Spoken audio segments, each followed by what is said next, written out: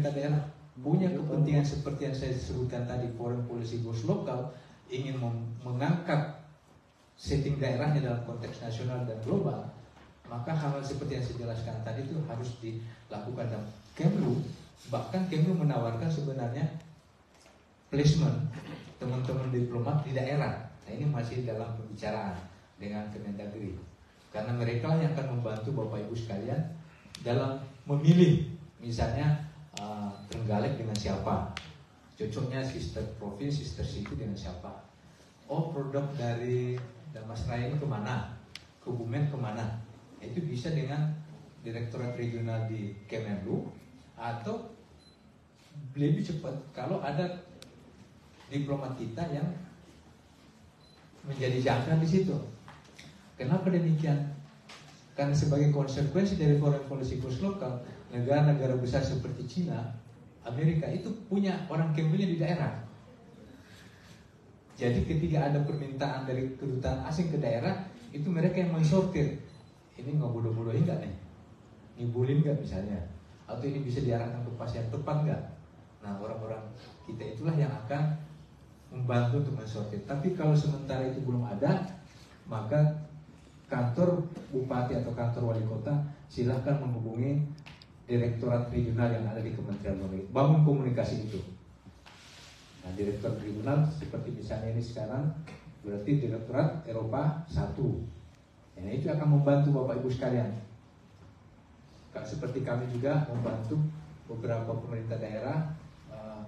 Misalnya kemarin itu Sulawesi Tenggara itu Pak Gubernurnya komplain karena produk berasnya itu begitu keluar dari Sulawesi Tenggara masuk ke Makassar dilabeli dari Makassar, itunya. Papua juga begitu. Jadi label berasnya itu CSI atau seolah-olah diambil dari wilayah pertanian di Sulawesi Selatan. Nah, itu komplain. Nah, seperti ini kan perlu diangkat tuh. Untuk apa? Untuk menunjukkan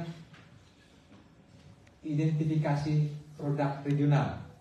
Nah, kalau dalam WTO itu geographical indication, bahwa sebuah produk khas dari tipikal ini, kopi Toraja misalnya, kopi Bajo, kopi apa itu geographical indication yang sebenarnya diberikan ruang oleh regulasi internasional. Jadi kalau yang itu yang saya sebut, kalau ada khas-khas tipikal produk dari wilayah tertentu, nah silahkan dikembangkan sehingga benar-benar mencerminkan produk dari daerah tersebut.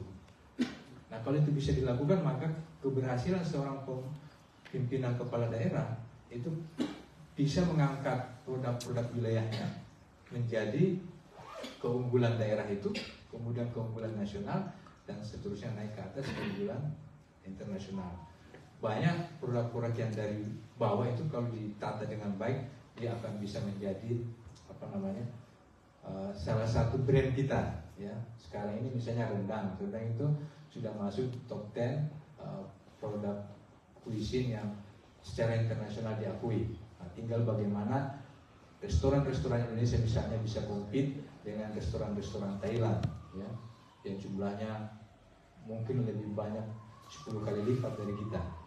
Nah, itu semua adalah produk-produk lokal yang harus kita kembangkan. Lanjut lagi, saya percepat aja ya.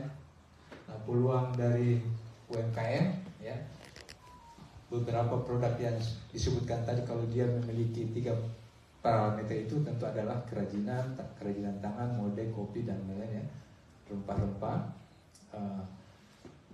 Kinerja perdagangan kita sebenarnya cukup promising lah, cukup menjanjikan. Tinggal bagaimana kita mengkapitalisasi ini agar dia terus berkembang terlepas dari segala restriksi yang ada.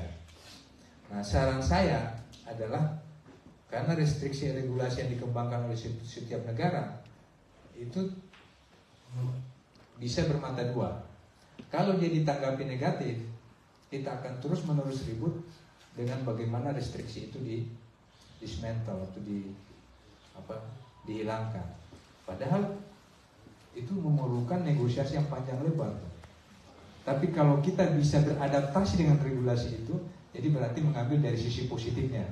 Kalau misalnya Uni Eropa produk-produk yang masuk harus higienis, harus sesuai standar, labelingnya dan segala macam, eco green dan segala macam. Kenapa enggak kita kembangkan produk-produk yang ke arah situ? Daripada kita misalnya, ya kita tetap menyampaikan konsen-konsen itu, tetapi pada saat bersamaan secara paralel kita juga mendorong industri-industri yang bisa memenuhi standar-standar yang ada. Ya. Secara individual ya Belgia relatif modest ya 1,6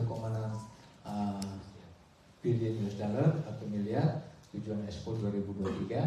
Tapi ini menunjukkan bahwa daerah tujuan yang Bapak sekarang datangi ya, termasuk kemarin kan sudah ke Belanda ya, sudah benar. Kemudian Belgia nanti ke Prancis ya. Prancis juga pasar yang sangat bagus, apalagi dengan kerjasama pertahanan dan presidennya juga punya latar belakang pertahanan. Jadi saya kira itu tinggal pertanyaan sekarang, kewilayahan di kebupatian ini ada kaitan dengan situ enggak? Misalnya gitu. Lanjut. Nah ini untuk Luxembourg. Jadi kebetulan akreditasi kita itu ada Belgia, ada Luxembourg. Hari ini sebenarnya kita mengundang Benelux Indonesia Association, dia. Jadi ada 2 orang tadinya sudah sudah mengkonfirmasi untuk hadir, cuma mungkin mendadak yang bersangkutan masalah kesehatan sehingga beliau mengirimkan informasi. Mungkin kalau mereka pacaran bisa telat ya, mereka akan datang tapi telat. Tapi kalau misalnya mereka nggak bisa ya akhirnya mungkin nggak datang. Nah mereka ini sebenarnya bisa membantu secara langsung menyampaikan informasi yang Bapak Ibu butuhkan untuk dibawa ke daerah masing-masing. Tapi meskipun itu perwakilan dia tidak ada, nah teman-teman kami di sini fungsi ekonomi insya Allah bisa membantu Bapak Ibu sekalian. Bisa lanjut?